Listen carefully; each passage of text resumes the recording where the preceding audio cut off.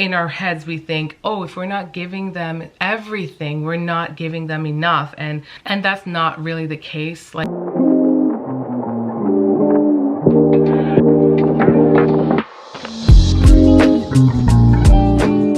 hey fam, it's Sarah here. Welcome back to our channel. Today I'm doing a different kind of video. As you can see, I'm filming in a totally different place. I'm filming upstairs in my room and it's late at night. I never do that. But I wanted to film this video that's a little bit different. It's a sit down video. I have been known to do these a few times in the past because sometimes I just want to share a story time, or I just want to share something that's on my heart, or even just a life update, or just a topic that just sounds remotely interesting.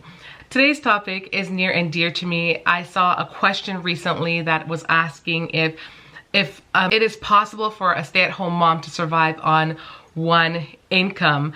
And I thought, you know what, let me answer this question, because I have been a stay-at-home mom for 20 years, and yeah, my husband and I have been married for 21 years. I've been a stay-at-home mom for 20 years, and we have survived on one income. And I definitely want to share my experience along with some tips and tricks. I figured, why not make this video, because I'm making lots of content sharing like motherhood and family, large family life, and those types of things, and this kind of fits right in there. It's just a helpful video in case you know someone, you yourself might be thinking about being a stay-at-home mom, or you know someone who might want to be a stay-at-home mom or is questioning it, but they're just not quite sure how to go about it because they're not sure if it's really feasible. I just want to share some tips and tricks that could possibly help you determine whether or not if it's a good thing for you, and to maybe see that it is possible, give or take some sacrifices. So I'm just gonna kind of just jump right in, and as I share my tips and tricks, I'm also gonna share little bits of my experience with, or not just mine, but my husband's as well, our experience with you guys, so you can kind of understand just like how, you know, why I think I might know a little thing or two about this area, even though it's just my story. Also, I want to point out that, you know, I know the times are different, like times in the past in comparison to 2024, because inflation has now gone through the roof. But I still think that being able to stay at home is not totally impossible, but like I said, it does come with a lot of sacrifices. So we're just gonna jump right in to the first point. To me, the first thing to help determine whether or not you could survive on a one family income while trying to be a stay-at-home mom, the first thing I think is to determine your family's expenses. You need to know exactly what you need to survive, like what you need to pay for your mortgage, what you need to pay for your car insurance. Everything that needs to come out of that paycheck that's coming in needs to be accounted for, because it's the only way that's going to allow you to see, or get a clear picture of how much money you have left to basically survive on. This is super important. Like, it's a super important first step. I think it kind of comes with the idea of having to be diligent with your finances, being able to see and to ensure, because the last thing you want to do is to now do something that is going to throw your bills out of whack. But you have to pay attention to that. In order for your bills and everything to be maintained, you have to pay attention to them and be aware of all of, you know, when they're due and how much they cost, and that goes hand in hand with just assessing them from the get-go. So the next thing after that is, after seeing exactly what is spent and you see what's left, now it'll be imperative to create a checklist to kind of see what you can sacrifice in order to make this new survival on this much money attainable. I didn't say it was going to be an easy thing. It does come with a lot of sacrifices, but it can be totally worth it if what you're trying to do is more important to you than putting your children in daycare or having more money. So it all comes down to what you think is more crucial and important. I know for us, I used to say I will never be a stay-at-home mom, and then when I had my kids, I made that decision to stay at home, and I honestly love being a stay-at-home mom. I love it for my children. I know it's not easy, and I know not everyone can do it, but for me, that was the right choice. It does come with not having a second income. But like I said, all the things that I kind of shared with you guys just now, or the few things that I've already shared with you guys, are steps that we had to implement as well to kind of just know how to navigate the paycheck that comes in and where to disperse our funds. I think it's crucial to know what you can sacrifice from, you know, what may have seemed to be like of huge importance before may not be as big as, it may not be super important right now. There's so many things that might have you thinking like, oh my gosh, like I have to do this, or, you know, but there's so many different things to cut back on. I know some of the things that we cut back on are like trips. So we love to go on trips. As you guys can see, if you see our shorts or even see certain things on our channel, you'll see that we still love to do family oriented things. We love that, but we are just careful with how we do it. There's lots of things that you can do for free. There's lots of things that you can do outside, that you can spend time with your family. We used to go to the movies a ton. We do that periodically, but not as much, because for a large family, it's already expensive to go. And honestly, a lot of times when we went, a lot of the movies that we went to go see all the time were not always worth our money anyways. But going to the movies is still fun. So right now it's not the same sacrifice as it was back then, but we're still mindful now of how and where, you know, of how and where we're putting our funds. So those are examples that of things that you can cut back on. Same thing with children activities. I remember, like, you know, because for me, in my case, I didn't just want to be a stay-at-home mom. I wanted to be a homeschooling mom. And so because I'm homeschooling, I'm always wanting to make sure that my kids are getting enough entertainment and getting out and getting just lots of different experiences.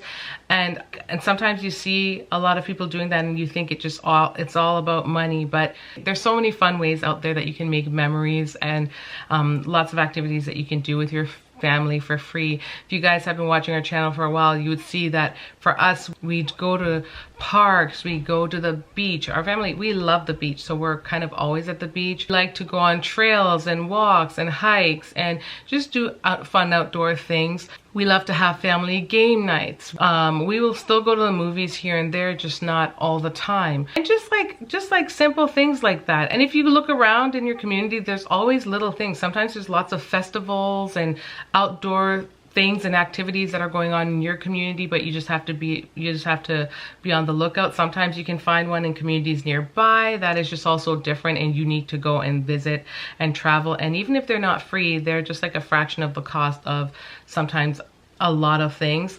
Another area I want to say is not just like when it comes to entertainment, but even when it comes to enrolling your kids in different activities. At one point or another, for our kids, we had them in ballet, tap, jazz, soccer, swimming. And when they had stopped one, they were in skating. They substituted for skating. At one point, we were doing so many things, and it's really not necessary to do all those things. But in our heads, we think, oh, if we're not giving them everything, we're not giving them enough. And that's not really the case. Like, honestly, it's okay to scale back and not always do everything. And I had a discussion with my own kids, and they too found that to be, they too said that, yeah, sometimes I felt overwhelmed. And I was just like, oh wow, you know, we live and we learn, and just take that with like a grain of salt. It's like to each their own. Because I know some people are deep into sports or deep into certain things. They know exactly what their commitments are, what they want to do with their children. But like I said, it has to be a personal sacrifice that you want to make. So if that's not an area that you feel compelled to sacrifice in, then it's not an issue. But you still have to work out other areas in order to make ends meet given your new budget. In general, if you guys haven't gotten the gist, I think the whole theme here is to just be frugal. You have to be frugal. I didn't say it was going to be easy, because honestly, when we started off the journey and things were tighter back then, being frugal wasn't always easy. But over time, I learned to enjoy it. I like spending time with my kids every day made me see how much the sacrifices were worth it. Things I just stopped doing was like taking unnecessary trips to the mall if I didn't need to go to the mall, putting myself in front of window shopping wasn't ideal. Secondly, buying the kids all the clothes in the world. They don't need 50 million pieces of clothing. I think my favorite number is like 50 million because I use that example a ton. I realize that I do all the time now. But they don't need all the clothes. They also don't need all the shoes. You buy them what they need. Another tip is also shopping secondhand. It's okay to shop secondhand for certain things. I don't get everything secondhand, but I know the things I want to buy new, and I know certain things that I want to get secondhand or that I can. I find it harder and harder at times to be able to get certain things as they get a little bit older, but it's still possible depending on where you are. I think it all comes down to research, and it comes down to location, because I find some thrifting areas for children to be hotter than others, where some might like the clothes and the options are not there, and then other areas are like super booming, like they have all the selection in the world. So it's just important to kind of look around. And if you're thrifting, you will be even willing to drive a little bit further sometimes just to go get what you want, just so you have it for months and months to come, right? So thrifting, being frugal, just avoiding certain things, avoiding excessive spending on unnecessary things, learn to do a lot of things yourself.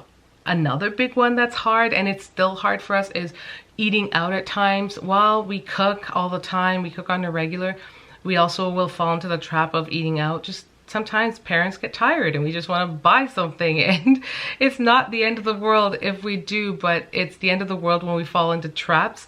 And if you know you like to eat out and you want to implement that in the budget, you have to implement it in the budget and make sure you kind of stick to that.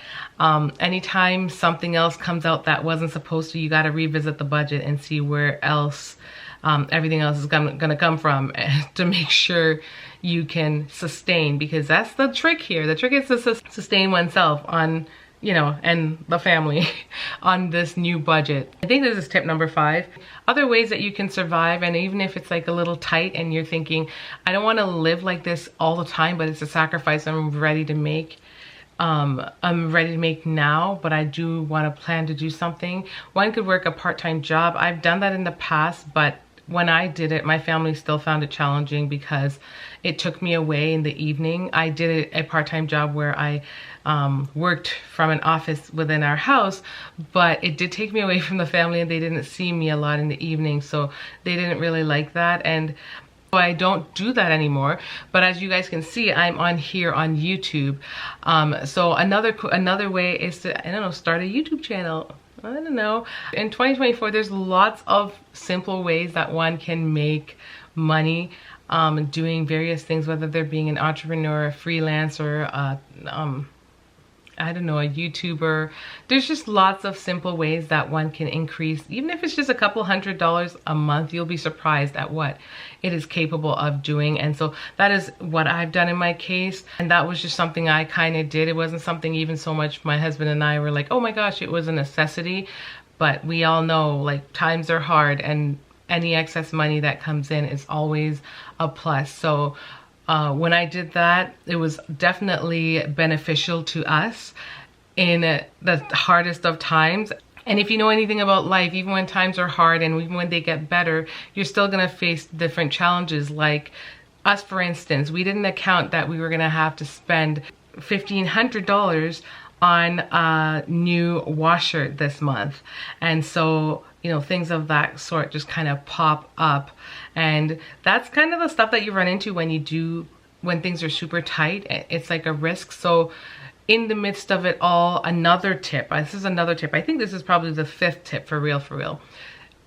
In the midst of it all, I would say if you can be frugal and you just get good at it, if you're getting good at being frugal and you're even able to pinch and save a little here and there, that can be beneficial, because when things pop up, then you have something somewhere that you can work with. And that's kind of like what we've had to do this year. Has been kind of rough and tough in many ways with so many different car issues. We're still grateful. We're still giving God thanks for all of the things, the good things that he's done in the midst of it all. But we've had some challenges with our vehicles and spent a ton on them this year, which is like, Guys, it's just like mental when you think about it, like back to back to back to back vehicle costs is not cheap.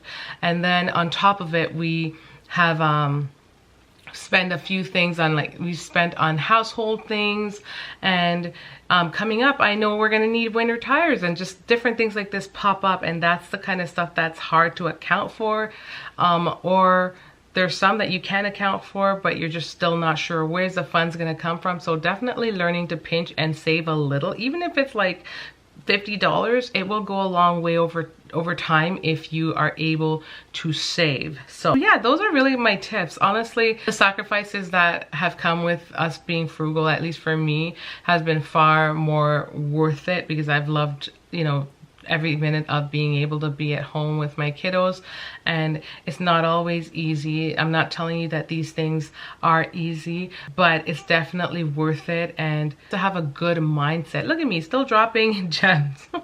You have to have a good mindset, because it's not easy. Sometimes you look over at the next fam and they're able to do this and they're able to do that. You have to have a good frame of mind and remember that what's for you is for you, and remember, and to stay in your lane. Like, just focus on what you're trying to achieve, because long-term sacrifice, short-term sacrifices can bring long-term gains, and that's kind of like what I believe. So you can't expect to want to make sacrifices in this area while still looking over here at those that may be in a different financial situation, or even just a different position altogether. That person may not even be striving to stay at home with their kids or not, and have a job, and you know, their situation is just different on a whole. So it's really to each their own, and we all know what we're all individually trying to work towards, and we just kind of have to stick with that. So yeah, that's pretty much what I have to say on this topic. I personally think it's feasible to still be a stay-at-home mom in 2024. And I say 2024 lightly because honestly, we're about to head into 2025, like within little to no time we're gonna be there. So heading into 2025, I do think it's still feasible, but it definitely is gonna come with challenges, and one has to be up for the sacrifice. So that is it for today's video, guys. I hope you enjoyed. I want to do a little mini series on this kind of stuff. I would love for you guys to share your feedback on this video. Let me know what you guys think. Is it helpful? Is there anything that you want to suggest? And are there any other topics that you'd love to hear my input on, given, you know, surrounding family, large family mom? I would love to answer those types of questions. I've been living this life for 21 years of marriage, and 20 years of being a mom and being a stay-at-home mom and all that jazz. And I would love to share any expertise in the areas that I have in it. Sometimes it's really nice when I get questions from you guys, because then it just allows for me to directly like connect with those of you who have questions. So anyways, I hope you guys enjoyed today's video. Don't forget to like, comment, share, and subscribe, and I will see you guys in the next one. Bye y'all.